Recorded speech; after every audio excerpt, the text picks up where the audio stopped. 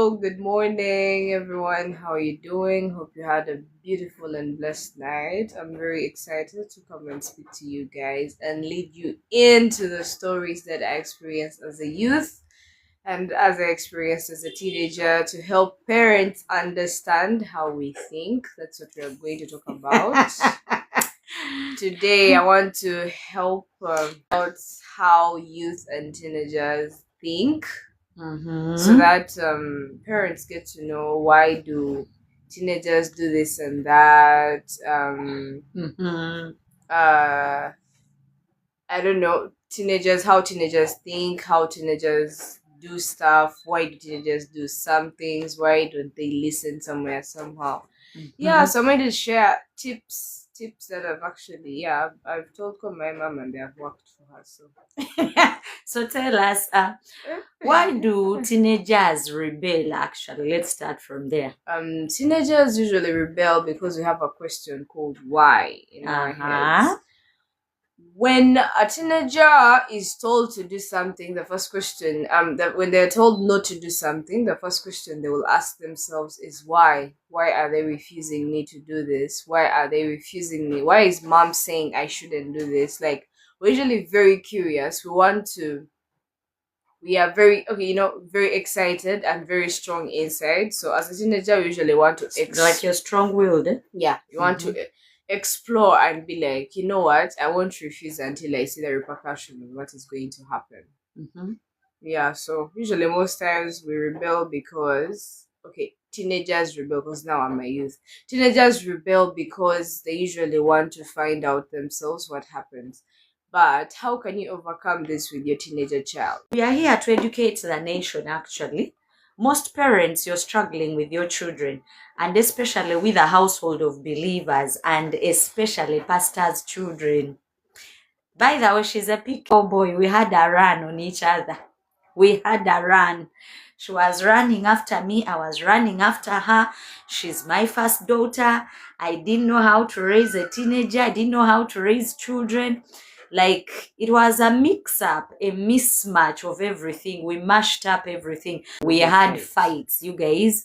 We used to fight, not boxing, okay? Not child and mother boxing, no. But we had disagreements and we didn't know how to settle these disagreements. Put the pillow on your back, girl, before you break your back. I didn't know how to handle disagreements. To me, I thought that this girl has to obey me. She has no say. She just has to accept what I'm telling her. She has to obey me as her mother. That is what they had trained me as a mother. That is what I grew up knowing, that children just have to obey their parents. So for me, whatever I wanted, what I had missed, what I never got, I wanted my daughter to I think I was doing replacement parenting. Like, if you want to be a doctor and you didn't make it, you want your child to be a doctor. If you want, you didn't behave a certain way, now you want to force your child to behave a certain way. So it was not easy. So before some of you people came, Miracle was here telling us why teenagers and youth, okay, why children disobey. And so please help us and repeat why children disobey. Why are children defiant? I said again, we have a question called why. We usually want to know why. Very curious. Why are they refusing me to do this? They've refused you to go to that bar. You're like, why? They refuse you to have bad influence, bad friends around you. The question you'll always have in your head is why. Most teenagers have that question. Why? Why is my mom refusing me to do this? Why is my uncle refusing me to do this? Why is my any elderly person advising a teenager, usually they usually have that question of why. Who do you think you are and why are you telling me this? So yeah. And so you want us to tell you, don't have this friend because and explain your experience. If you had so children want us to tell them our experiences. You're there refusing me to go to the bar. If you maybe went there one time, what happened to you?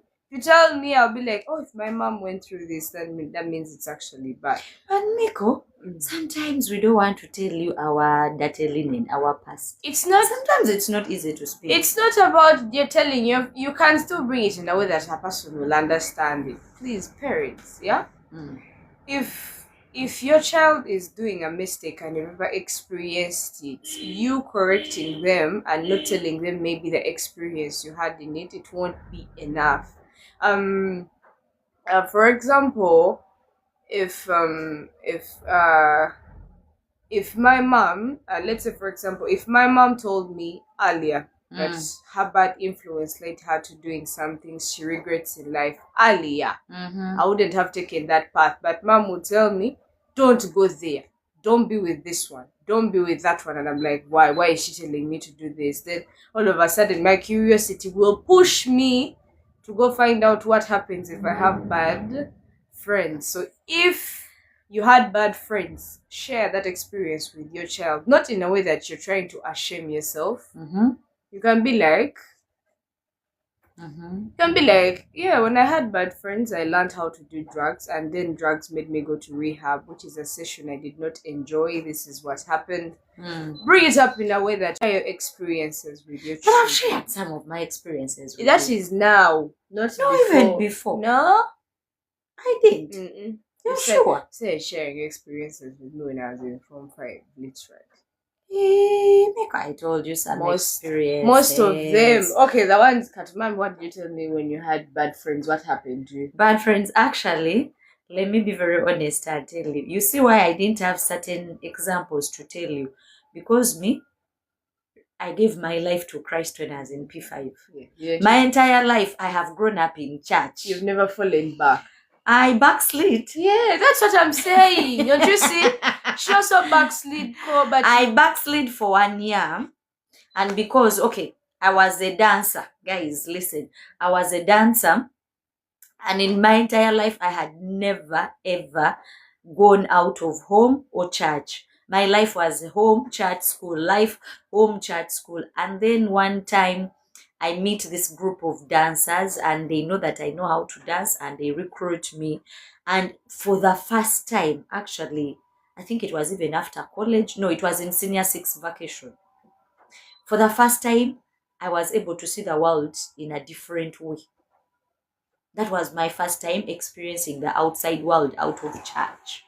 So like all this back life, I never had examples actually to tell you, but I would see from church, like, okay, this girl had bad friends. This is what she has experienced. She has gotten an early pregnancy. Yeah. So now you see my mom sharing me with her story of how her dancing experience was. You see why I'm saying interacting with your children is important. I cannot make the same mistakes my mom did in her dance career. You get? When she would see me go following a wrong path and she would warn me. By the even times, a parent will have to let your teenager learn a lesson from their mistake. Not intention. It's not easy. I'm not saying it's easy, but when you talk to a teenager and they don't listen, and let's say for example you see something, let's say for example if I'm a dancer and you look at the things I told you, and I'm going for this event, it will be very early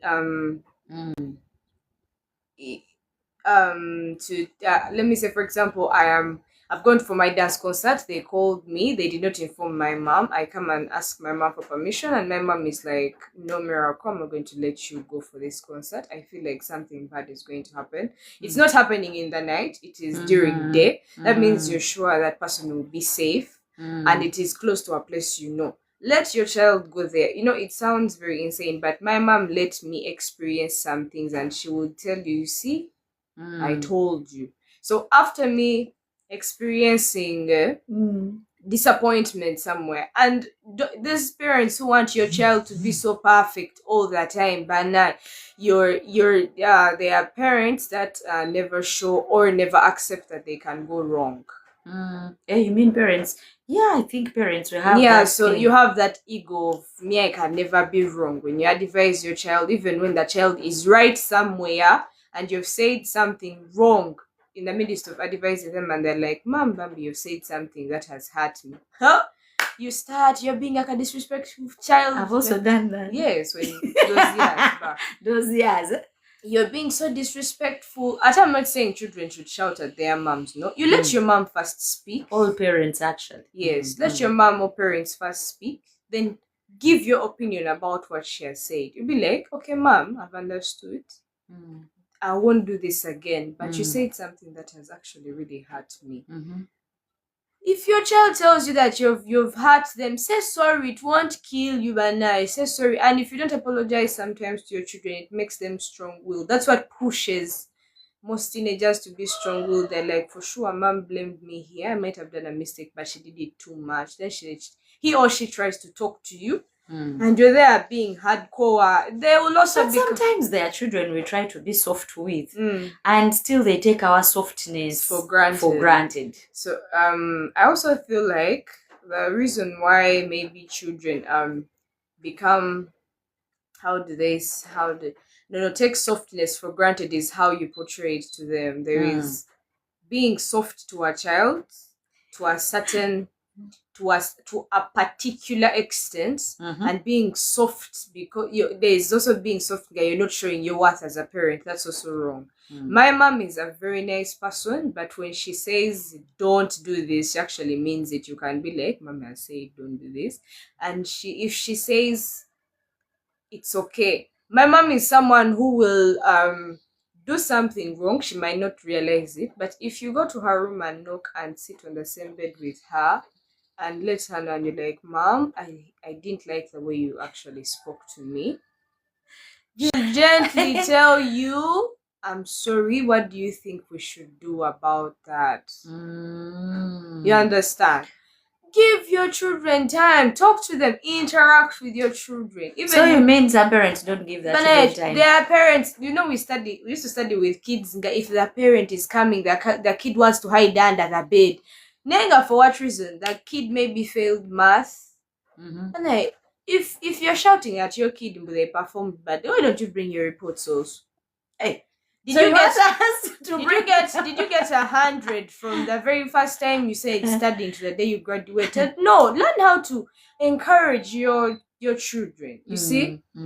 That's how we have been able to pursue dance and studies very well, because our mom encourages us. She tells you, by the way, do your dance, but I expect you to focus on your books in a good way. Not you girl, you love dancing too much, you're going to be a failure. Those things you cannot handle them when you're trying to you're trying to, let me say, you're trying to do two things at a go, and then your parent is discouraging you. That is also very bad. It helps.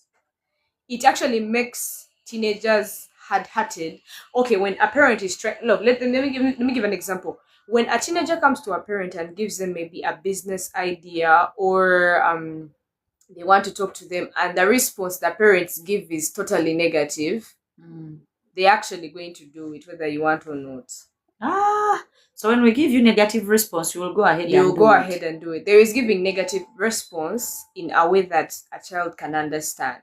Let's say, for example, I was like, Mom, after Form 5, I feel like I should do fashion. Then you say, neda, fashion is for failures. If you do fashion, you're going to be a miai. That kid at first will not have that intention. But because they love fashion so much, you're going to force them to do A-level. First of all, they don't want it. They are doing it because you have said. They will go behind your back and start getting connections. They won't actually even think of how they get there, but as long as they get what they want. That's when you see kids adopting to being around bad people that you didn't expect them to. Your child has learned how to use drugs. Your child has, because of the negativity you implanted in them the first time.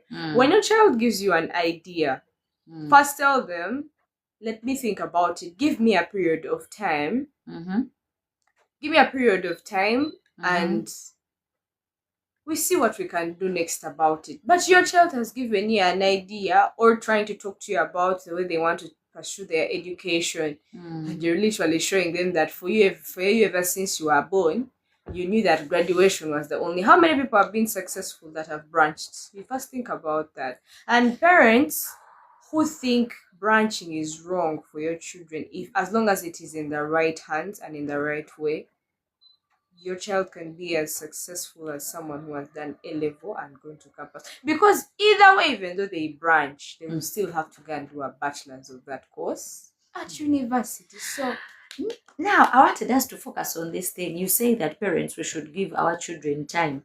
You know, sometimes even as parents, we have a lot. Yeah. We are looking for money. Let me give you in my example. I'm the mother, I'm the father. I have to work, I have ministry.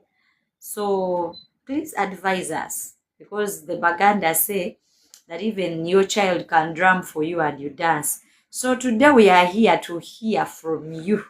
So Miko, tell us, how should we parents give you time amidst our busy schedule? If you have a busy schedule, I'm very sure some parents, I know, I understand, some work 24/7, but you cannot be too busy for your own child. That is wrong. If you are a Christian, God, now let me say, you're all claiming you're too busy. What about God, who has billions and billions of people, but you still all go down on your knees and you're telling God?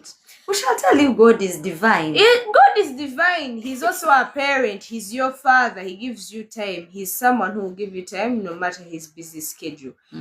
As a parent, you have to draw a timetable. This time is for my children. You've come back, from work very late. Let's say, for example, jobs give offs. Dedicate that off at least 2 hours to be with your children. Be with your children. At least, even though it's actually, I'm very sure there's some that don't interact with them much physically, have a video call. What does it take you to have 30 minutes and just say, Miko is here finally, you just say, hi, you look beautiful. Yes, be positive. Yes, you might not have ample time. So you want us to have time for you. You do have. And learn to speak positive to your children. We learn to speak positively. Are there parents who speak negatively? Yes, for goodness sake. I know there are parents who maybe you gave birth at an early age. Yeah. Please don't be. At that point, life is hard. But if you decided to keep this child and give birth to them, they are a blessing to your life. And the more you put negativity on them, that means even when they grow, they will not want to take care of you as their parent. Me as a parent, I am healed from my trauma, and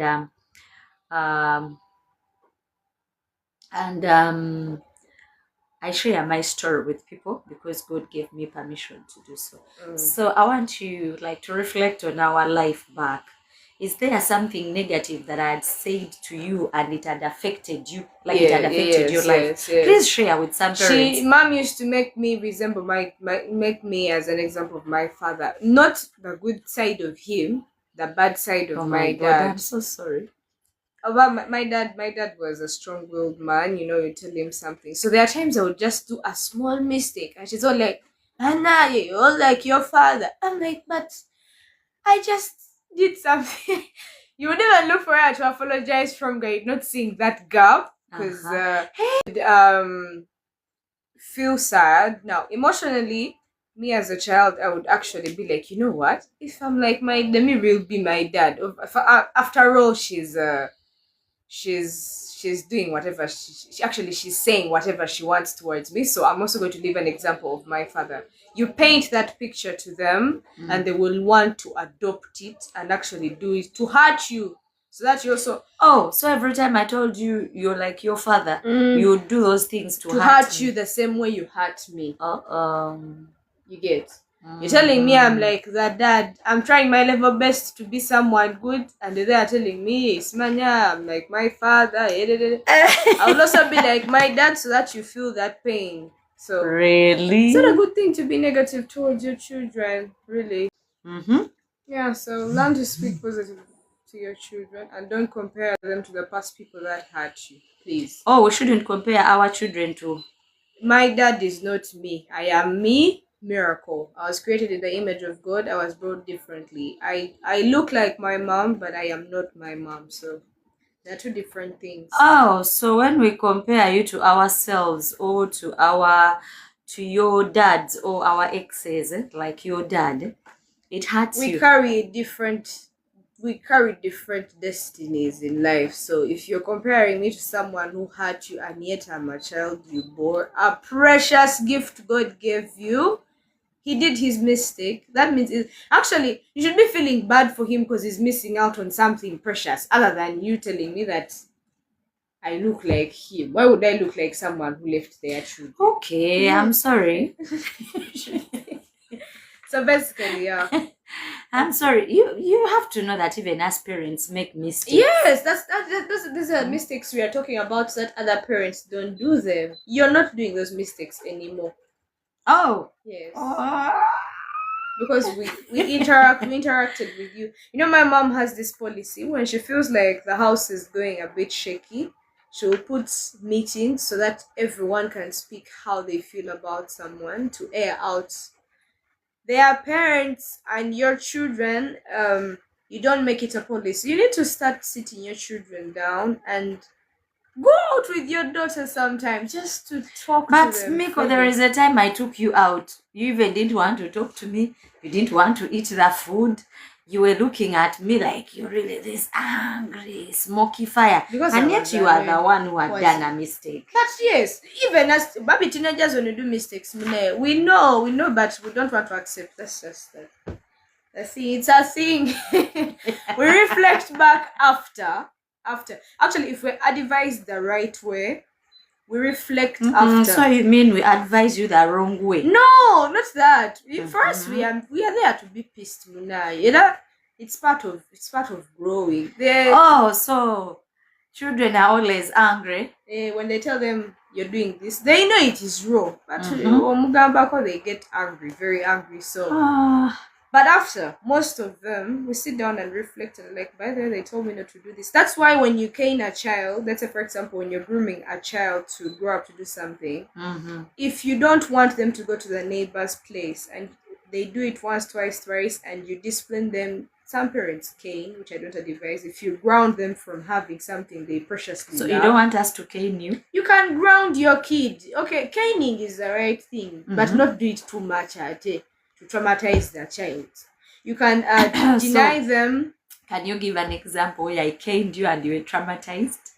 There is a time I went to see my friends. It was during the... I came back here, I think at 2. My mom, I think, was looking for me. But then my mom beat me. I can never forget. I even had a scar here of some slasher. It was there in the corner. My mom beat me. I didn't use a slasher. My mom beat me. You can't remember.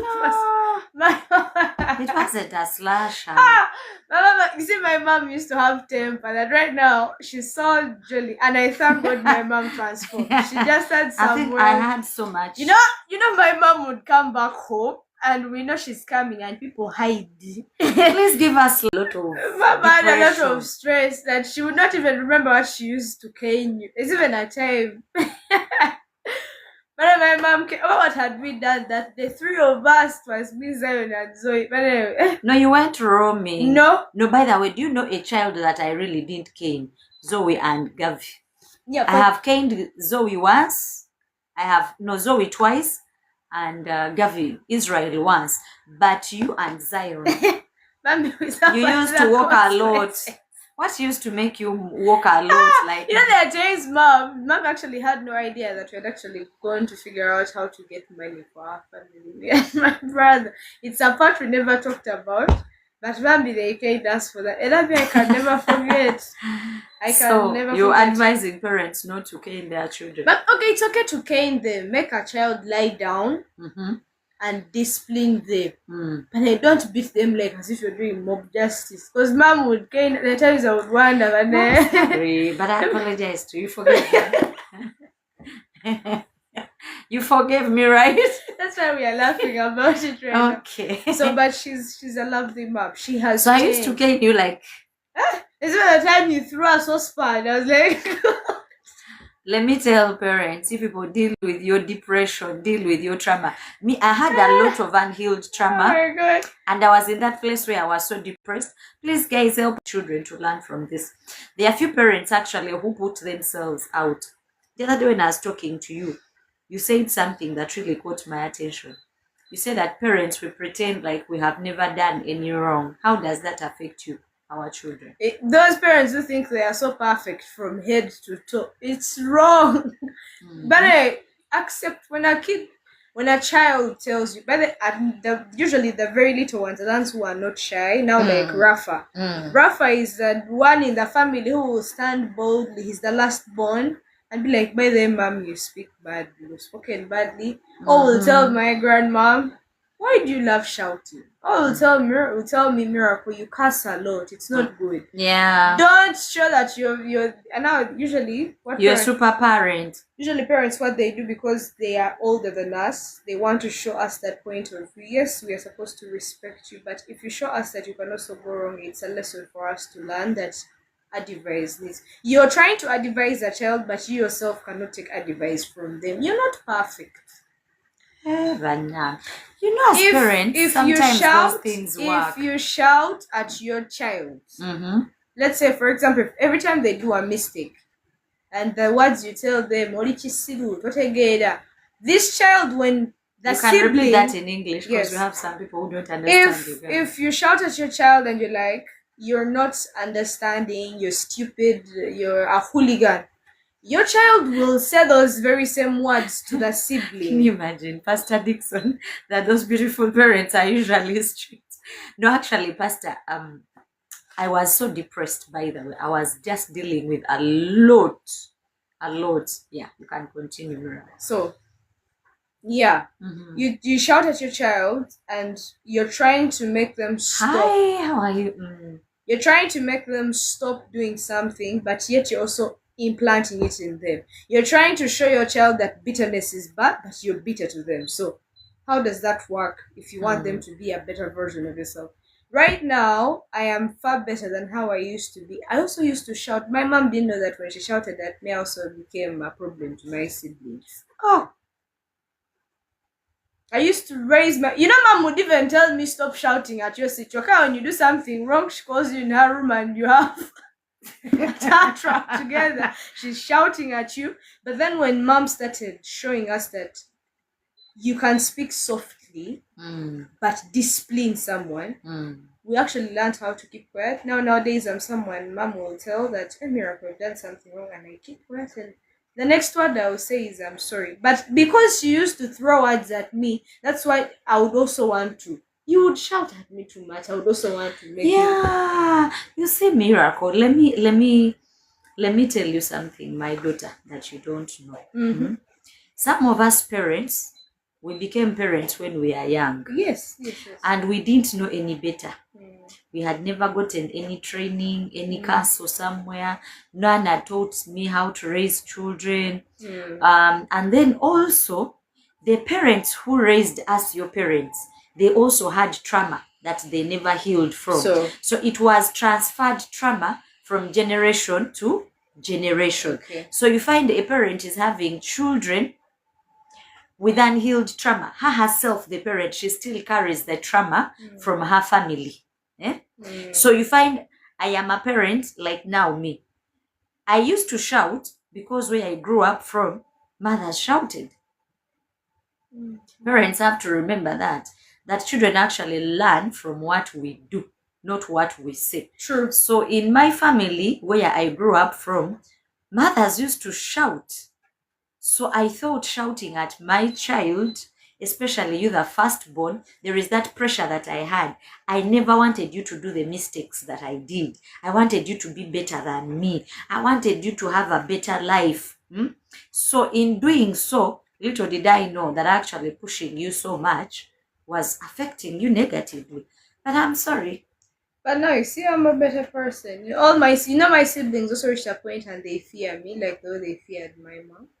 Yeah. Reached a point in the house for fear each other. But right now they get so, one time I was very surprised even mom was like, by the miracle might have actually really changed, because there's a time last semester I was at school. I was at campus. My siblings were home for the holidays, and they kept on demanding to see. Mom was also overwhelmed and like, we want to see our big sister. You see that demanding shows that they really love being around you. They helped me do my laundry. They cleaned my room. I don't know how many times they would call. They even repaired her roof. They did a lot. My siblings did a lot of lovely things because I also learned how to treat them the right way. Now we are in a family full of love and joy. Even when someone does a mistake nowadays, that tells me I have a little sister, Bernard. My little sister can mean to put me on flames. Just of course, sibling jazz, but. And we can apologize to each other. So there is something actually you also told me that children copy the example of parents, and you're saying that parents, if we are to raise good children, we have to live exemplary. So can you explain that to parents and to the children? Yes, if you want your child to be kind, please be kind to people. If you want your child to be well spoken, disciplined. Now me, I have amongst people in our family, and I greet. But it's because most of the time I spent it with my grandmom and my late uncle. I never used to greet people, by the way. You don't spend most of your time with granny and uncle. I did. There's a time when you would bring us for holidays when I was a little child. I would spend time with them, of course. So the times I interacted with my late uncle and my grandma, there are people who would greet. They actually greet. My grandmother can greet people. So now, it's now inbuilt in me that every time I even see someone that I don't know them, I say hi. I say Jebaliko. It's a thing to me. I know that greeting is actually something, so I greet people. Okay, so if you want your child to be something, live by your word as well. If you tell a child, I don't like it when you shout, and the baby sees you not shouting, they will actually not shout as well. But you're there making noise. You're the one quarreling with neighbors. Then after you see your kid quarreling and you're telling them not to quarrel. What do you mean? Oh, so we have to be perfect? Not perfect. You just have to live by an example you want your child to live. You told me something that there are children who fear their parents even when they come on video. What causes that? Yeah, I talked about that. Oh, okay. Being very rude. Now there is discussing. But I eventually realized children they raise at home and they are very disciplined.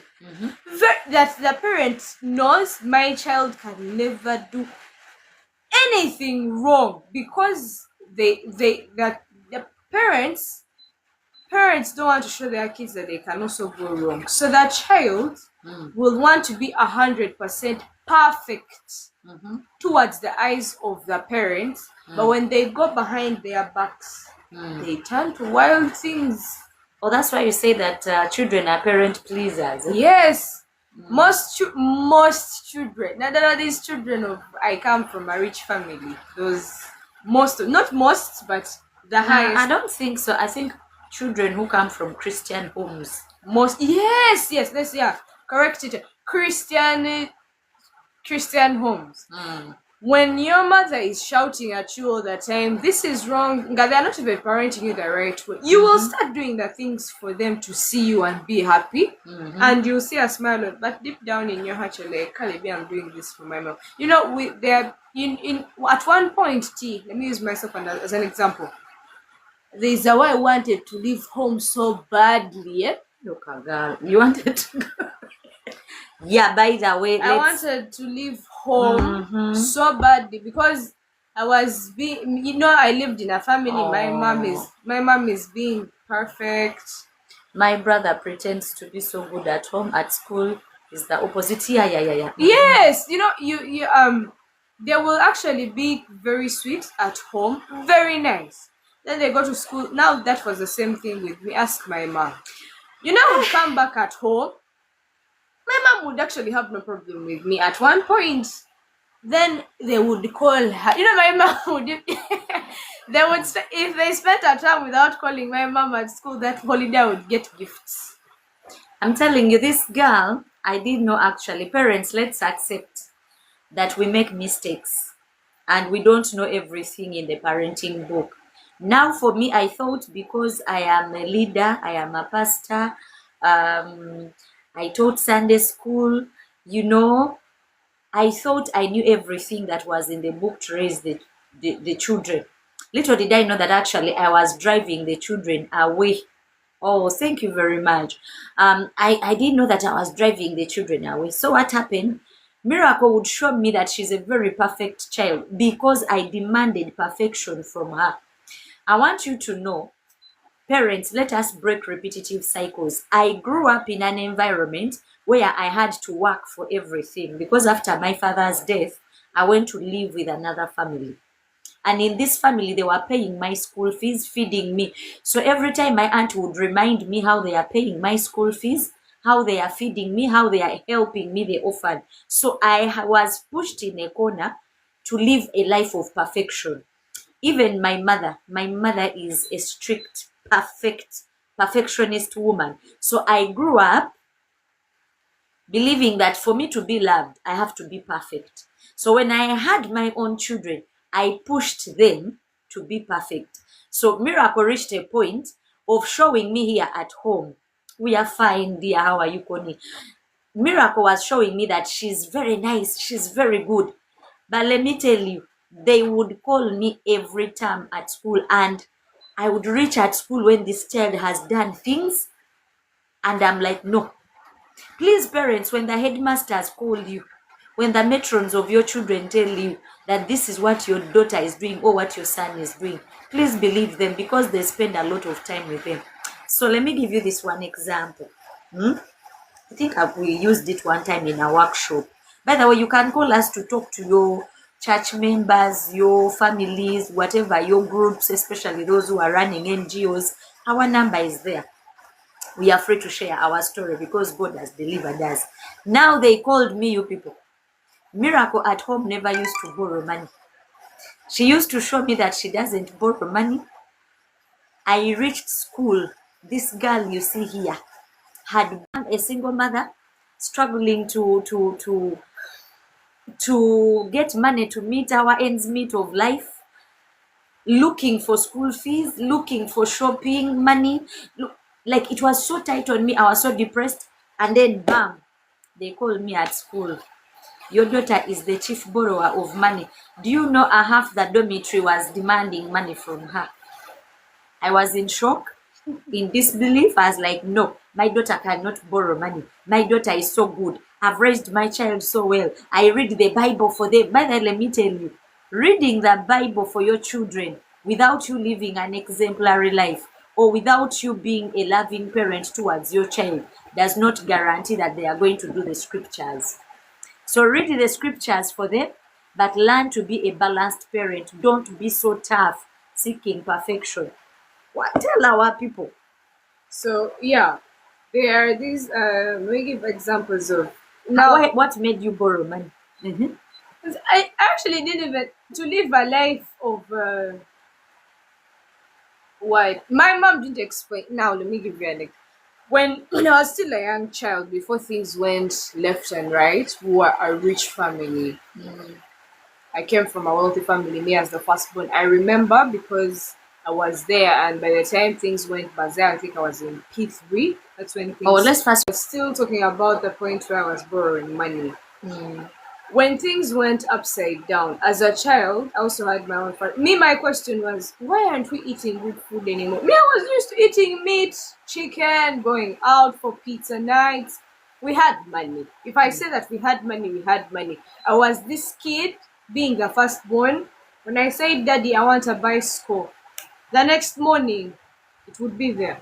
When my dad was a very well-known man in the whole of Kabale. He was famous for his business. He was a music producer, a very good artist, drawing. He was experienced in a lot of things, you get. So he was known.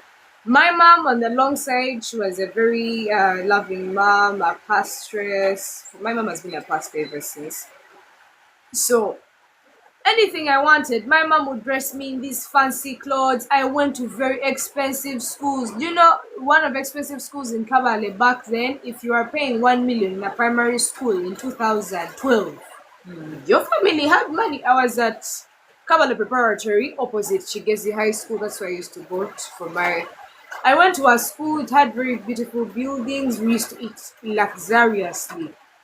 On weekends, they would take me for the play whatever. So when we came to Kampala, and things were going upside down, me in my small head, I was like, my life is getting hard. Now I joined P5, P6, now I've joined high school, things are refusing. So my mom is going through depression, she's shouting at me. My mom skipped the part of letting us be aware that that life is not going to come back early. Which I thought, me in my head, I knew I'm a rich kid, I have to live that life because I was raised that way. The mistake my mom did not explaining to us that we have joined a life that we need to depend on God. She did it, but not in the earlier stages. I think I did it in an angry way. Yeah. Like whenever they would demand, this one I particularly remember, whenever they would ask for something good, like I would shout at them and tell them to go to ask their dad. Yeah, exactly. Go and look for your father to bring it. So you're telling me to look for my dad? I have no idea where he is. He's not responding to our phone calls. If my mom earlier told us that my children, especially me, the firstborn, my little girl, I know there is a life she wants, but we have to work hard for it. The situation we're in right now does not enable us to have the things you have. I need you to be patient with me. If my mom told me those things that way, I wouldn't have been pushed to borrow money. So I wouldn't have borrowed money. Because right now I'm in a life that my mom, when I call my mom, all of us right now, because she learned how to explain to us, if we call our mother and we want something at school, even though it's my little sibling, and they're like, hello mommy, I need 100,000 for this and this, my mom will boldly say, I am your mom wanting something. She explains to us and she's like, you know what? Since she's a single mother, she's going to be like, I have this amount of money, and I will raise the rest. Give me some time and we'll see how I can raise the other. You get? So if you are able to explain to your child that, you give them the guts to be patient with you, other than shouting at your kid, smile again on your next child, go look for your father, go look for your mother. Those things are not good. You push your children to do things that you don't expect them to do. You get? Wow, actually, that is the day I realized, that is one of the days that forced me to start changing. Because can you imagine you're a parent looking for money for school fees and feeding, and then they call you that your child has borrowed money from a half of the dormitory. Everyone in the dormitory is demanding her. And you're seated there wondering, even the transport you had used to go to school to see her, you borrowed it. And then the school is demanding you to pay money to those children who she borrowed money from. I even don't know, what language do you use to convince those people to give you money? I have a very sweet tongue. It's one of the gifts God gave me. That one I cannot lie. No, I'm someone, Bambi, when I say something, someone will easily believe me, but I use that gift as an advantage, which was also not good. So yeah, I'm glad I changed, because my mom realized when I joined A-level, my mom was someone who would actually just come and be like, you need anything. I'm someone who would have money, and in case my siblings don't have, I share what I have with my little brothers, and that made my mom very happy. Understand? Because I knew she will actually come for with the little she has. Hey, it's embarrassing. Maybe let me tell you, it's embarrassing to go and visit your children. Like when parents have taken Kavera, this, what? Like, I would be at that end. Most times people don't understand what parents go through. Children, you also children understand us. It's also traumatizing to us parents to go and visit your child when you have only sugar and a piece of soap. Like, it would traumatize me. Sometimes I would really, really feel so bad to go visit my children with nothing. But then also, let me speak to the single parents who are here. One of the things that I came to learn as a single parent, if things didn't work out between the two of you, don't involve the children. Like now, me, actually, I never used to involve my children that much, like tell them the bad things the dad had done to me when they were young. But when I was angry or frustrated, I would tell them, you're like your dad who left us. Look for your father. Like when they would demand, sometimes they would bring long shopping lists. I'm telling you long. I have one of my small daughters. For her list is ever long. 5 lists of children. This one wants this. So sometimes I would get frustrated. They've given me lists. They want food at home. I would just break out, and this one sometimes would come and ask me, Mom, when are we going for shopping? Mom, when are you bringing this? So in anger, I would retaliate.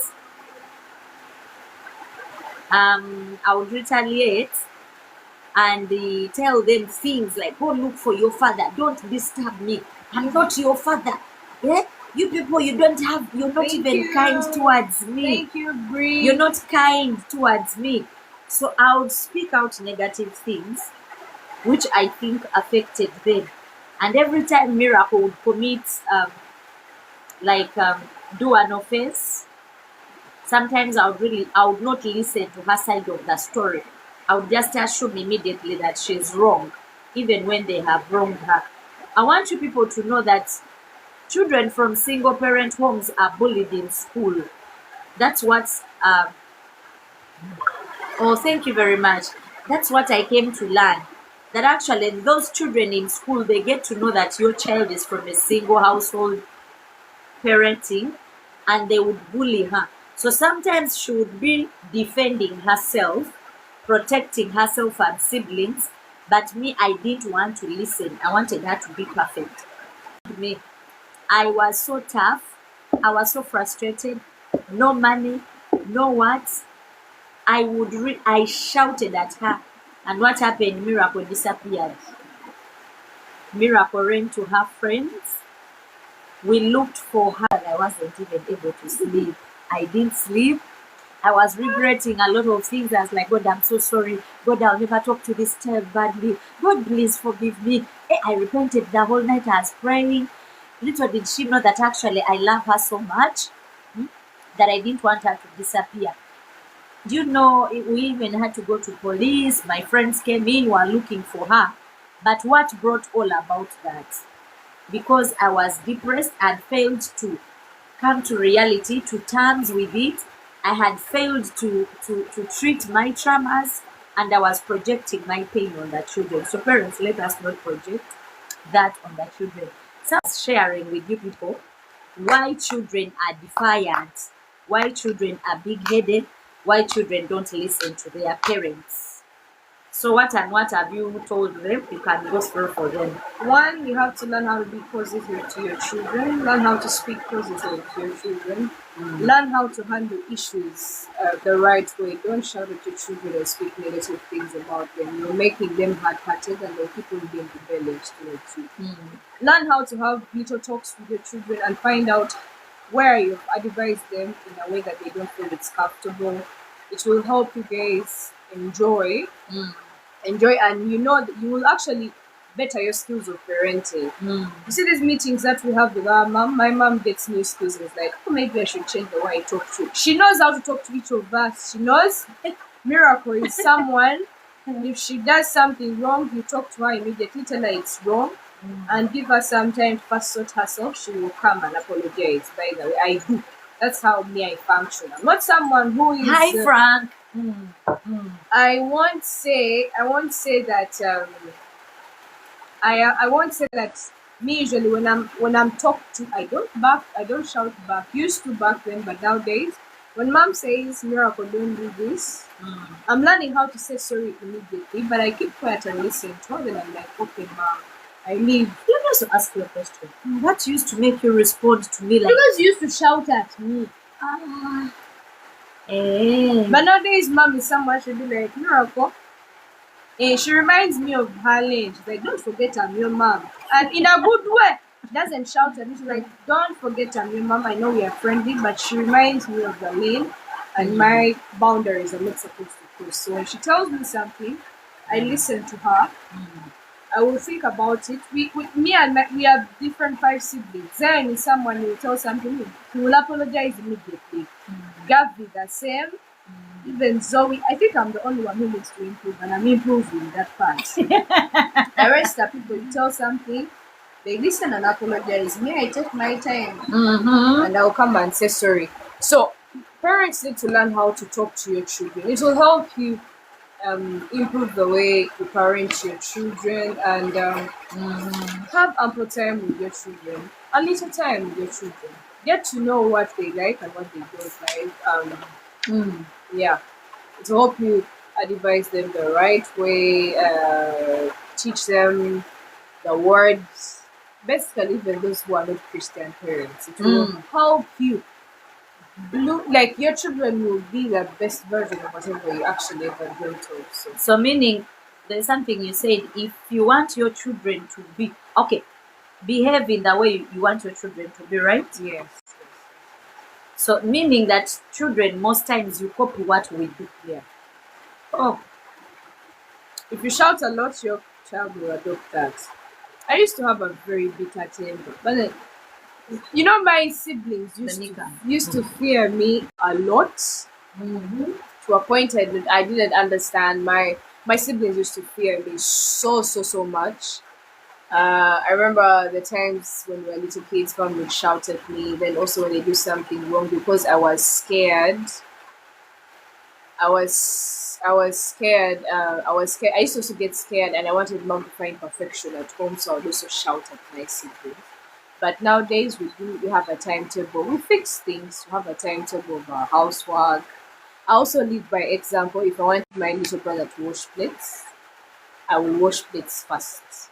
I'll wash plates first, then they will also, if I want my brother to clean the house, I also do it first. Then I tell them, you see, yesterday I cleaned, so you also have to clean. So I also learn to live by example. So if you want your children to be good children,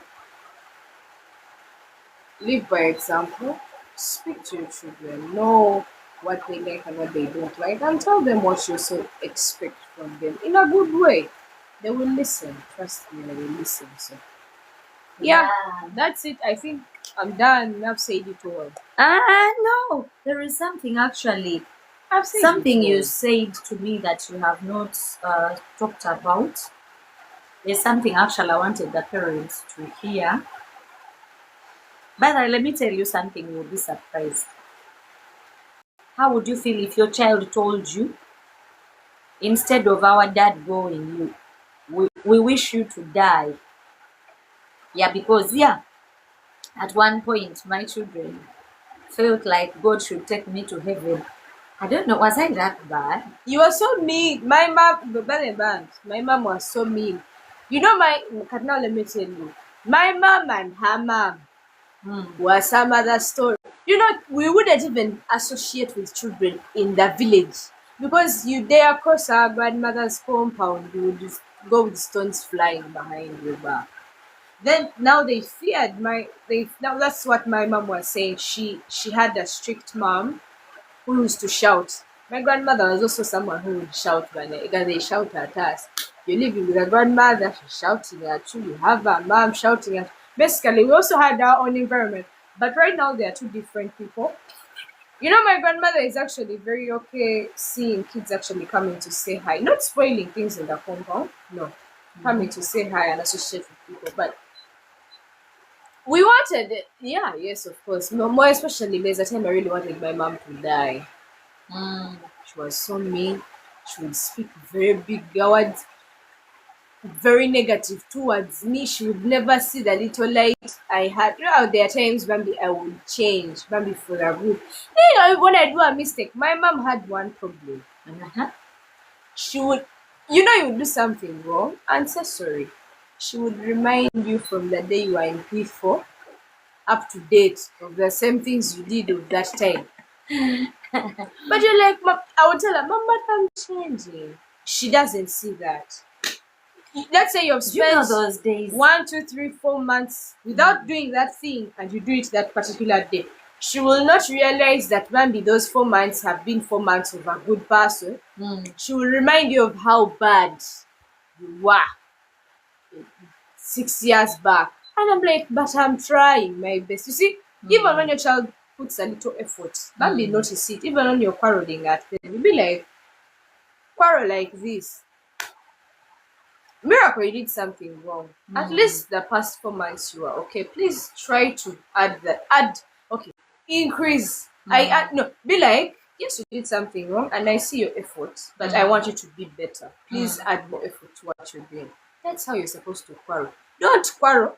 You have not seen the good thing I've been doing for you. You're reminding me of all the past month things I've been doing. That's not correct. But then, to also the children, to the children who are here, you guys, let me tell you, it's so frustrating. When your child, girl, my dad was tough. Even our friends would not visit after I graduated. He is so nice. He was pushing you to be better. But I think parents, on behalf of your dad, sorry. Now, let me tell you, your young brain tells you that actually your parent wishes you bad. Do you know that at one point Miracle thought I wished her bad? By the way, that's what was running in her mind. She thought like, oh, my mother is wishing me bad. And by the way, let me tell you, you see this podcast we have started. I pray that a national television comes up to sponsor us, because for us, we are free and we want to help parents out there, world all over, because that is the mandate God has given us, that our family went through this and God took us out of it, and we are open enough to help other parents. We are willing, by the way. We are praying that if anyone could help us push this to national television. In fact, I was even thinking of how to contact the people who Play It Loud, people who are taking content to help us. For us, we want to give positive content to the world. We don't want to fight. We don't want to shout, but we want families to learn from our experience. And I realized actually there are so many single parent households there. Mothers are struggling, fathers are struggling on how to raise their children. Me, I have gone through that hassle of raising 5 beautiful children with different personalities, different challenges. I am a strong woman, I can say that. I am a strong woman because I'm telling you, the storms that these beautiful, amazing children took me through, I want to be able to share this with other families. So, people, let me bring also this to light. Some people may think, oh, they want it for fame. No. We want to use the social media platform. We are no longer in the times of John the Baptist, where there was no social media, where you had to walk on a donkey or a camel or to foot for you to reach a particular place to talk to people.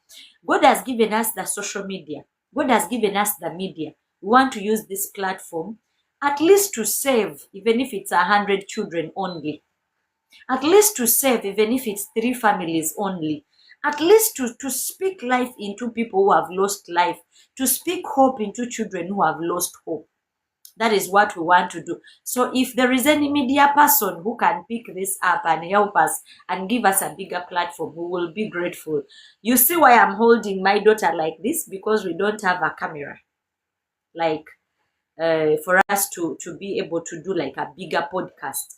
But I believe God that will also come, because God sees our hearts. Our hearts want to help. Our hearts want to share. Our hearts are clean. But now, back to the point I was telling children. You people, it's so frustrating. Miko frustrated me at a point. By the way, she didn't know. At one point, I just wanted to take my life, because I looked at my firstborn. The route she was taking, I was so frustrated. I was like, I have failed in marriage. I failed to get a good education by then before God took me back to school. And I'm even failing at parenting. By the way, let me tell you, children, even as parents, Oh, thank you, Bambi. Thank you, people, for the beautiful comments. Thank you. We give glory to God. At one point, I felt like a failure because every parent, when you look at your firstborn, your first product, you want this child to be better than you. Now, for them, they didn't know that I was so scared. I didn't want them to make the mistakes I made. I didn't want them to be parents at a young age. Like I didn't know how to do it. I had no one to guide me. I had no one to counsel me. I had no one to give me training on how to handle children, how to be a parent. So most of the mistakes I made, I was making these mistakes out of fear. Parents, let us not have that fear. Let us leave our children to be who God has designed them to be. Let us stop being afraid. Let us stop being fearful. So it's so frustrating when they are calling you at your daughter's school, at your son's school. They are ever calling you. You come, your daughter has done this. You come, your daughter has responded like this to a teacher. You come, your daughter is defiant. Your daughter, oh my God, like it was wearing me out. And little did she know that I would pray for her. Let me tell you, people, I fasted and prayed. I fasted and prayed. One time, I think she used to hear me praying. Do you remember that time you asked me, Mom, I need to talk to you? I was like, okay. Do you know this girl put me in a corner where I became so soft towards her? I didn't want to offend her. She totally made me to walk on eggshells. I didn't want to. So she told me, Mom, I need to talk to you. I was like, okay, what do you want to tell me? So she told me, Mom, can I ask you something? I'm like, yeah, Miko, ask me. And she was like, Mom, don't you have other things to pray for? Can't you pray like for the church? Pray for Uganda? Why is it that every time I hear you, Miko, every time you're telling God, miracle, God, miracle, God, miracle. Don't you have other things to pray for? Because we had reached at a point where she stopped even coming for family altar. Even if she came to join us on the family altar, she would just look at us. She would not participate in reading of the Bible. She would not even pray. Like when we pray in a circle, everyone says something. Oh, good morning, Guide Willie. So we would reach her and she's like, Zion, pray. Like she would pass. So by the time she asked me if I didn't have things to pray for, why am I making her a prayer point? How would you feel like? What made you ask me that? I don't even remember, but I'm very sure it was just because I was frustrated. And then on the family altar, what would make you not want to participate, to pray? What made you like? Man, I felt like I'm the only problem in the whole family. I used to feel bad. I was like, the times I'd be like, but God, I've tried my best. My mom is not seeing that. She's ever shouting at me, this and this and this. She's praying. I'm the only prayer request. My mom prayed for me before. Anyway, I thank God where I am right now. I'm very happy. You felt like you were the only prayer point I had. Every day. But anyway, prayer. I'm not saying what she was doing is bad, but I just felt like I'm the only problem she had at that moment. So you felt like actually for me, I was praying for your future. I was praying because at one point I saw the route that you were taking. and was not good. So I would pray for you. I thought I was doing something good praying for you all the time. Little did I know that actually you were listening to my prayer. Parents who are listening to me, Wama, don't stop praying. Don't you see? Now that we are seated, even laughing and talking, those days, to touch my daughter like this. Meanwhile, let me tell you something surprising. Do you know that one time we almost fought? Me and my daughter. Oh my God, she used to go for dance practice. But this time round, I noticed she had gotten a bad clique of friends. You know, children who would... But at least you for your mom. But why it was the mom, dad, grandparents. Yeah, praying changes. So there is a time Miracle's dance group crew came looking for her. And let me tell you, the person who knocked on the gate made my heart fall. The guy had a bandana. I don't know when he last showered, and was like, yo, are you Mama Miracle? The guy was standing like this. He could not even stand on his 2 feet. I was like, wait a minute. These are the people that are looking for my daughter. They had bandanas. They looked like they were from smoking weed. You people, if I had never felt like a failure as a parent, that day I felt like I had failed God, failed myself, failed my children, even failed their absent father.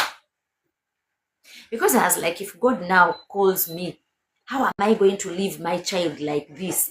I looked at her friends, but if you looked at those your friends, really, what came to your mind? Yeah, Chinese people even now. Also, anyways, I changed. Yeah, you changed. So when I looked at those friends, remember I did have money. Yes, he couldn't stand on his 2 feet. I think that boy was doing weed, right? But he stopped. Yeah. Because he almost went for rehab. He went for rehab. He's now in Kenya, living a better life. He's in Kenya. But by then, that boy, they were doing weed. What? Now, I want you to imagine your daughter. And by the way, this girl had told me, Mom, by the way, today my friends are coming. So, please don't shame me. Don't embarrass me when my friends come. I want you to imagine your daughter has told you her friends are coming. I shouldn't embarrass her. But the friends can barely stand on their feet. Their eyes are red. In fact, the way they were talking to me, yo, Mama Miracle. I'm like, yo, Mama Miracle. That alone pushed me to pray like there is no tomorrow. Because remember, I didn't have money. I didn't have anyone to talk to. I'm the only person they are seeing. And then she has siblings who are looking at what she's doing. You guys, I had to pray like, like my life depended on it. But little did I know. But me later I realized it was just dark forces behind that were forcing you to even get irritated of the prayers that I was praying. Yes. So you people, let me tell you, when we call you for a workshop, we want to do a meet and greet. Me and my children. Sometime we want to call you for a meet and greet and you ask us all the questions and you hear from us. Please do come. And one of my books, I'm soon completing my book. That book there. But when I call you for the launching, please be there. We want families to change. We want children to become better. So what are some of the lessons that you learned from disobedience? I was disappointed a lot. I have a very nice heart. I'm very kind, and that's my weakness. I'm so kind, so kind. Mm-hmm. So I would want to help people, no matter how someone looked like. I didn't judge people. I didn't know that they are bad friends and good friends. I always wanted to bring everyone close to me. Little did I know it would cause me more pain. So one of the lessons I learned is that over trusting other people. My mom would tell me, don't trust that one, I didn't listen. It caused me a lot of pain. It brought me into trouble. Listening to people that didn't man, it was insane. You share your lessons. I had a kind, my weakness is a kind heart. I had a very kind heart so yeah. That's what happened. Being disobedient caused me a lot of pain personally as a kid. But right now, I know whom to say. Okay, yes like to. which kind of pain? Because So many things bring pain. I don't know how to explain it, but emotionally, I was heartbroken. Can't really say it. My friends had. Did your friends like ever betray you? Yes, I got betrayal. I was denied. But nowadays I know whom to say yes to and whom to say no to. So I'm good.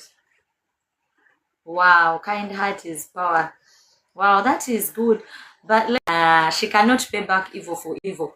Parents who are here, now let me tell you, we as parents, we have a weakness.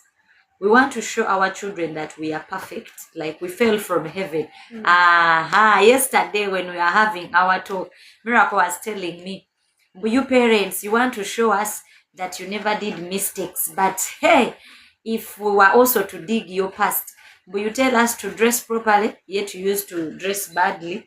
You tell us not to drink when you... What makes children think like... What makes them curious to want to know our past? Why? If you're refusing me to drink and all that, that means you know what happened. You have an experience. Talk about it now. Is there an experience I told you that made you change? One of my experiences that I told you and it made you change? Yeah, dancing part, the dancing side of it. Yeah, because I was joining bad company in my dancing industry. Right now, the paths that I'm following, even though, because dancing, there are very many opportunities. Even God can use people that are non-believers to help you, but how do you use that opportunity? And it helped me learn that not everyone I see is having the same goal towards my heart. And nowadays, if you call me for a dance gig, when the first person I will tell is my mom. And if her heart tells her no, it's no. I'll also remain home. And if she's like, it's okay, be safe, she lets me go, I go. So I think even the other thing I shared with you, I think that helped. If it didn't help you, then you tell me it didn't help. Sharing my experience with my children, not to, the disadvantage of getting married young. Bambi, that one. That's I had to come clean and tell them, you know what? You see all this struggle that I'm going through? It's because I made a wrong decision to get married when I was young. Excuse me. Like, I don't blame their dad. By the way, before my children, I stopped blaming their father. Before, I used to blame him. Yeah? I used to blame him when I was still angry, I was still mad, I was so depressed. I used to blame him. Like, he's the reason why we're having a hard life, is the reason why you can't have school fees, is the reason why we can't get food. Like, all the blame was on their father's head. But then I reached a point and I was like, okay, Doreen, whatever happened, happened. But even you had a part to play.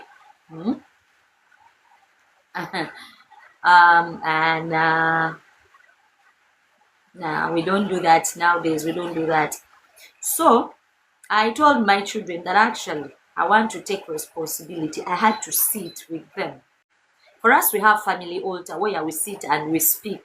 Whatever you have on your heart, whatever is burdening you. I've raised my children in a way that I let them even tell me the wrong things I've done. Yeah. One time my young son told me, Mom, we don't like it when you shout at us. You are the one who is teaching people Bible and then you hear shouting at us. My young son told me that. And I had to go on my knees and apologize to these giants of God. Yes, parents may say, yeah, I can't kneel down. But me, I am a woman who is led by the Holy Spirit. And at that time, the Holy Spirit, as my children were speaking, let me tell you, the biggest thing I've ever done, which I was scared to do, I was in this time of praying and fasting. And God is like, you're going to sit and ask your children to tell you the bad things about you. It was hard for me. I was like, no, wait a bit, Holy Spirit, I didn't hear properly. You want me to sit? Me who carried these children 9 months, I sit and ask them to tell me the bad things about me. God, are you real? And God is like, yes. I finished the 7 days. I fasted another 7. And God is like, no, you're going to sit down and ask those children to tell you the bad side of you, what they don't like about you. I tried and tried and tried, but there was no way. Until one night I sat down and I told them, actually, I want you people to tell me the things you don't like about me. And let me tell you, you see these little angels, they didn't spare me. They had so much they were holding in their hearts. Hey, this one was giving me left, right, center, left, right, center.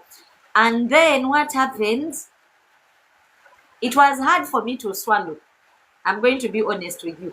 It was hard for me to swallow, sitting there and letting my children tell me the bad side about me. Wow, that is good to see you. So I had to swallow the bitter pill. My children, that was the day I felt like someone was holding a knife, cutting through my heart. And you know, the first thought that came to me, I was like, these kids are so ungrateful. They don't see the hassle that I'm going through. And then they harbored all these bad things about me. So it was hard for me to listen to the bad side of me from my children. But actually, little did I know that I was healing. So they told me, Mom, we don't like it when you remind us how our dad left us. Mom, we don't like it when we ask for something and you tell us to go and ask our dad for it, yet we don't know where it is, even you don't know where it is.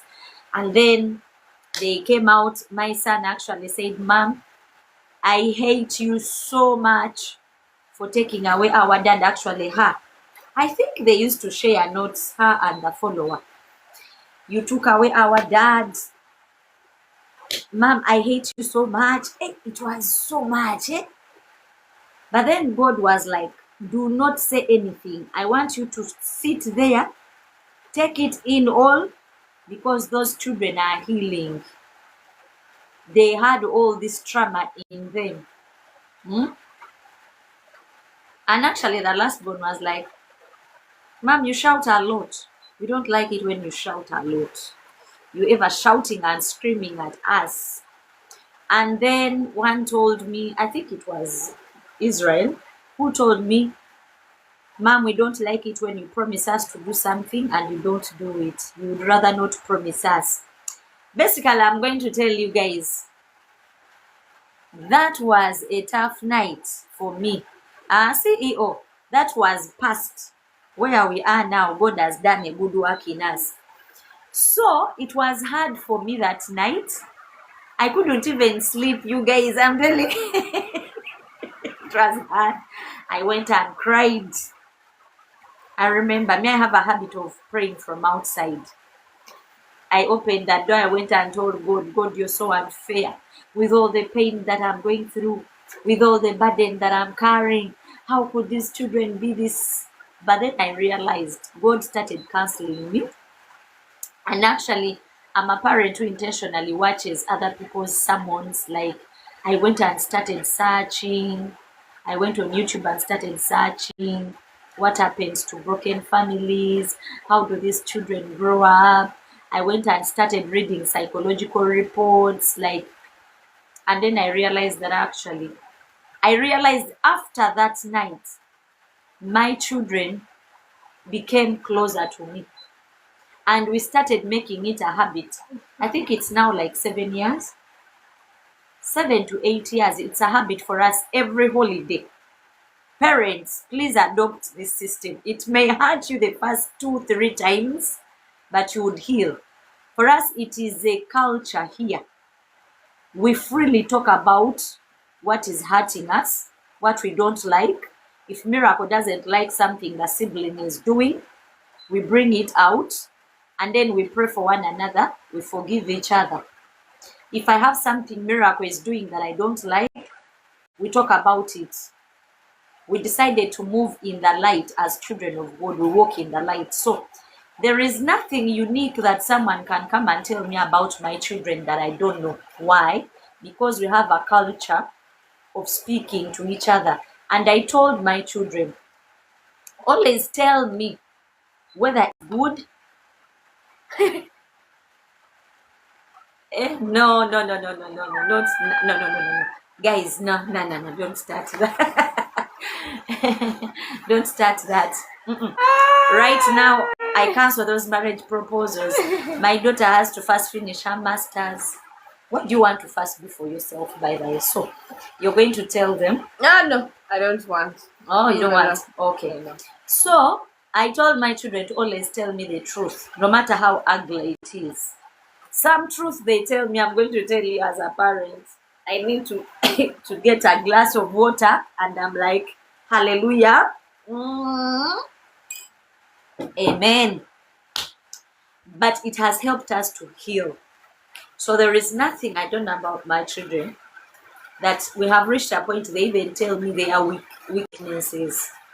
We do general speaking on the family altar, but I've created a habit of taking my children out, each one of them. Like, I can have a day, ice cream day with Miracle, ice cream day with Zion, ice cream day with Zoe, ice cream day with Israel, ice cream day with Rafa. Yes, I'm a single mother, by the way. I'm a single mother. Yeah, and I'm not ashamed to talk about it because, yeah, it is what it is. So I have ice cream days with each one of them. And then parents also learn to share your weakness with your children. Like, there is a time I was fighting chronic depression. At a certain point, I lost my memory. Not all of it, but it would be hard for me to remember things. How did it affect you? I'm saying forgetting her birthdays.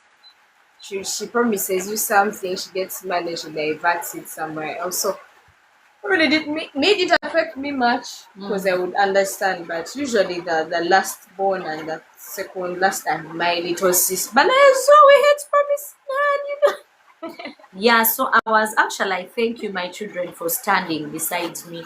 There is a time I was so depressed.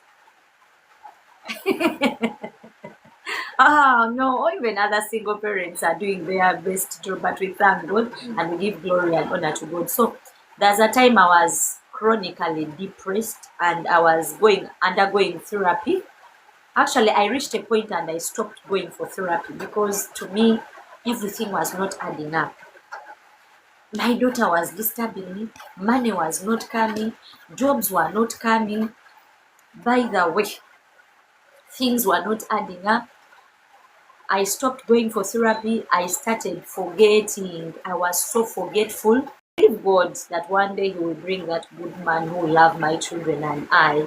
Yeah, I've not given up on. At that point, the depression was so much, I would even forget my keys. Now, to really show you that the depression was so much, I got so depressed to a point that one time I entered a salon and I forgot my shoes and I walked away. I walked out without shoes. The good thing, the salon lady was my friend.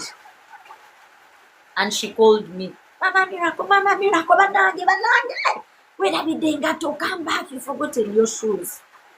Another point, a car almost ran me down. I didn't see the car coming. Honestly, I was so frustrated. I didn't see the car coming. I just heard people shouting. That is the much depression I had. So I would be in bed and forget that my children have to eat. The little one has to bathe. I would forget. I thank God that the only thing I never forgot was prayer. I would always call my children to pray. So it was so hectic, but I thank God that my children stood with me. I was so depressed. Do you know? Depression that has no explanation. So parents, don't play strong. I had to come out actually because I would promise my children things and I wouldn't fulfill them. So I decided to come out and tell them, you know what? I'm struggling. I'm forgetting. I am so forgetful. Oh, my love, Aleti, my sweetheart, how are you, dear? So I'm here sharing my journey of parenting with my daughter. This is my daughter, Miko. You have a very lovely auntie called Aleti. She also went through what we went through. And you are the one one of the reasons that has encouraged me to start a live podcast. So I miss you too. So I'm telling parents, we should come out and tell our children that actually we also error. I had to tell my children, I had to come out clean, tell them actually these are the mistakes I did. I erred. I'm clean with my children. I had to tell them, my children, I'm sorry, I forget. One time actually, I have a friend of mine that I have even to apologize to, Cyrus. Remember Uncle Cyrus? There's a friend of mine who was standing with me with his children. He would come and talk to them. Those times they were so frustrated. I was in my own world. I didn't even want to know you guys. Especially you Balokole parents. Balokole parents, we want to play like we are angels. We want to make our children think we are angels. We don't make any mistake. We don't error. Me, I had to come out clean. And I remember one of my friends telling me, really, Doreen, are you going to tell your children all those things? Yes, I had to tell them. Because I was forgetting. I forgot Cyrus's wedding. I forgot my brother's whatever. One time I forgot my children's video. Do you know, I remembered at 3 p.m. that I had a video. That is how the depression had taken me down. But I also had to come out and tell them that actually, you see me separating with your father. Even me at one point, I had bad mouth. Even me at one point, let me tell you, I'm a parent who used to go for overnight. You see this woman? When they called me overnight, I would go. You remember that day when you people sat me down? You first, let her first share.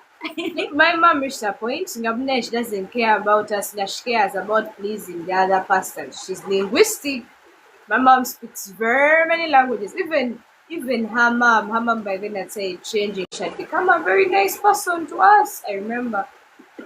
My mom had started,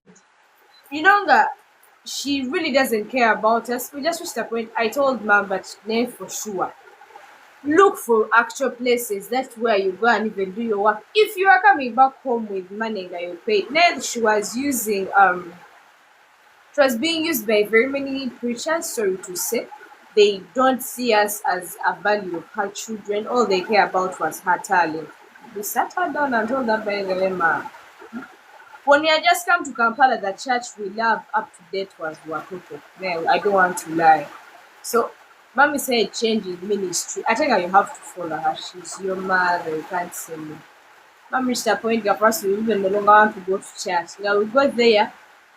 She's on stage from 10 a.m. to 10 p.m. I'm then supposed to bring the kids. We don't know what we are going to eat. I have to think. My little brother is also on the line. He's like, now mom is there at church. We want to tell her something. She's like, go home, I'll find you. We have not eaten since morning, and she's there and preaching. I told her, no, mom, we are tired. I just thought we got tired. We told her we are tired. Find something to do. If you're to go to church, go to church. Now, yes, these children raised me. Let me tell you God's way. I came back from church one day. The service was fire. Yeah. And Balokole, we have that issue. We are going to correct everyone in church, but when our house is on fire, we are correcting other people's children when our children are on fire. And meanwhile, I'm not seeing the fire in my house. I'm not seeing how my children are deteriorating. I'm serving the Lord. Everywhere they are calling me here, left, right, center. I'm running up and down. So I came back home that day. And the big lady of the house, junior mom, told me, mom, we need to talk to you. We need to have a talk. Hey, I was like, okay. What do we need to talk about? They asked me, mom, do you have to attend every overnight?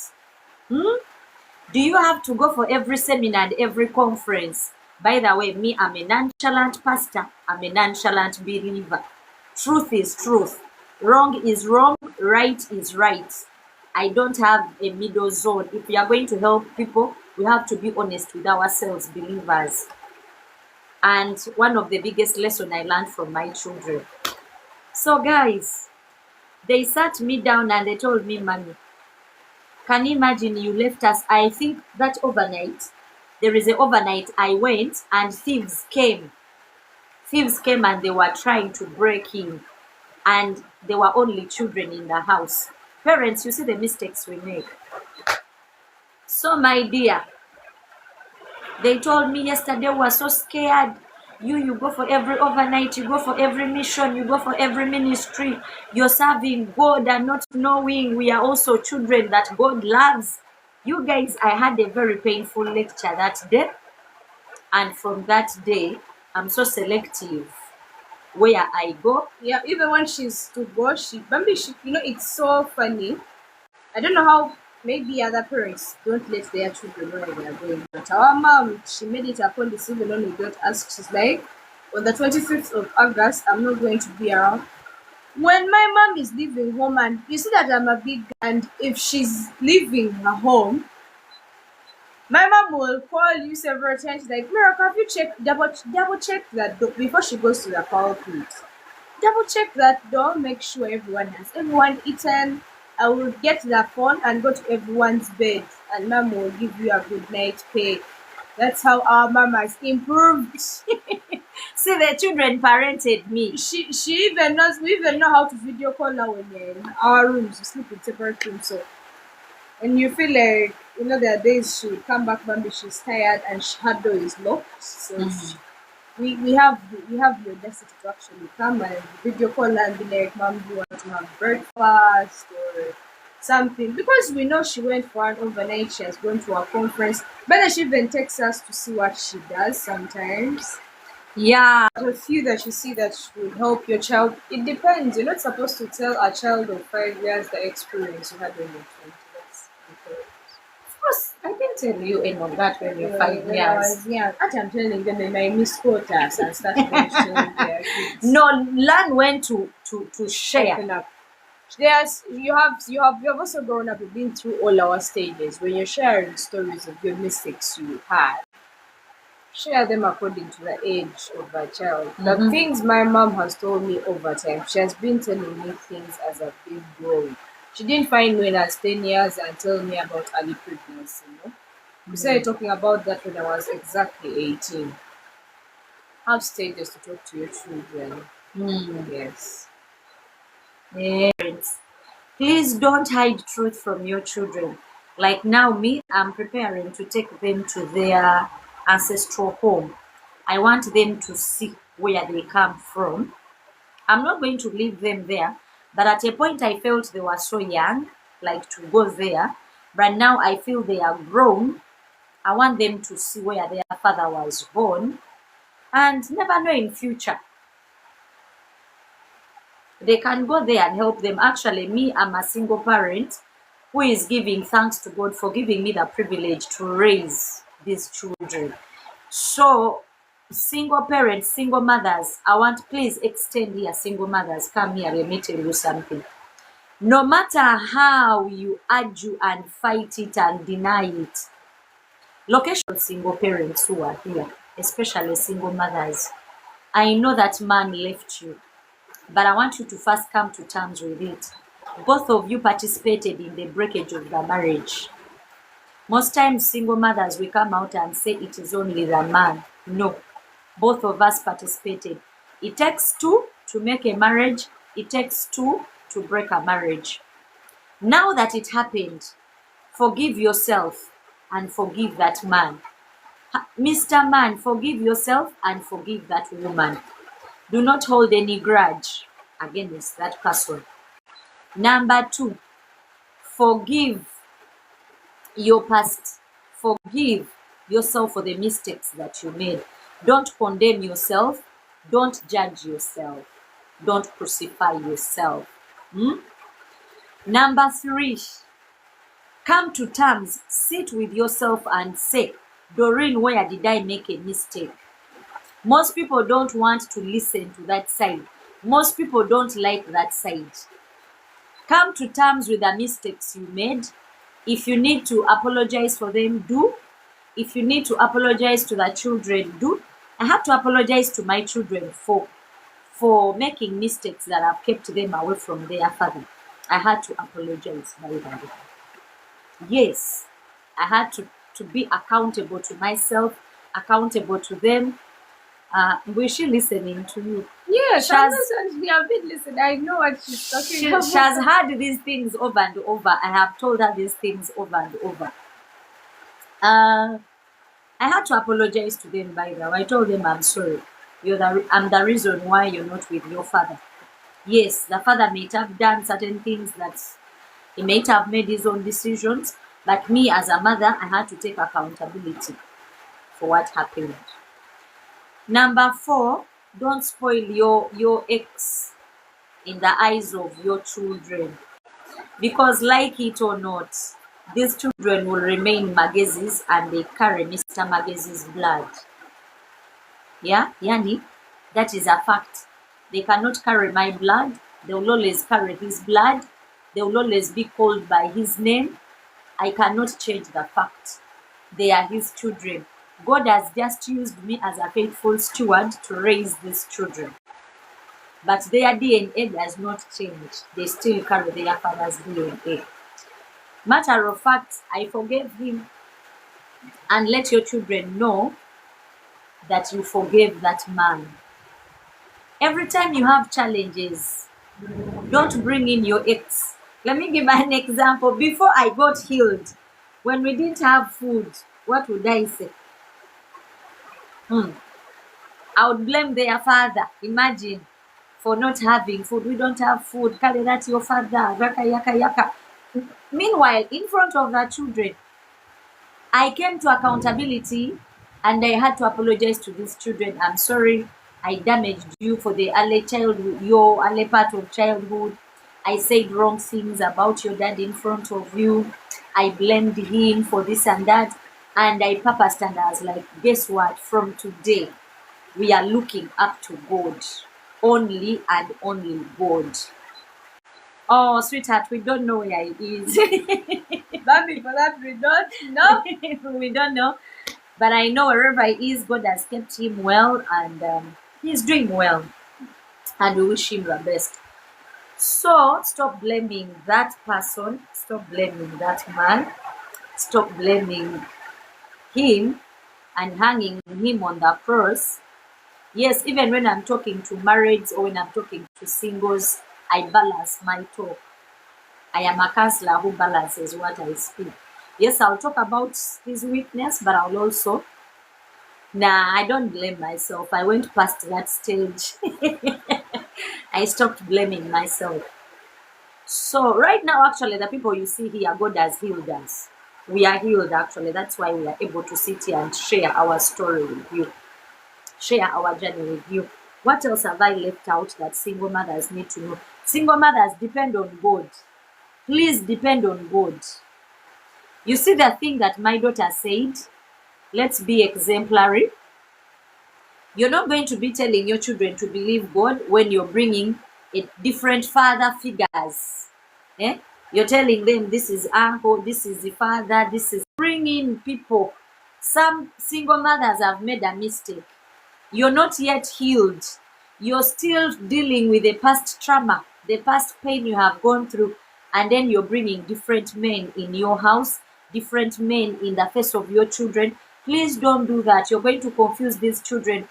And single mothers, don't call men weird names in front of your children. Don't start saying, "Era men are this, men are dogs, men are what?" No, me, I have come out clean and told my children, whatever mistakes that you saw your father do to me, whatever wrongs you saw your father do to me, doesn't mean that all other men are like that.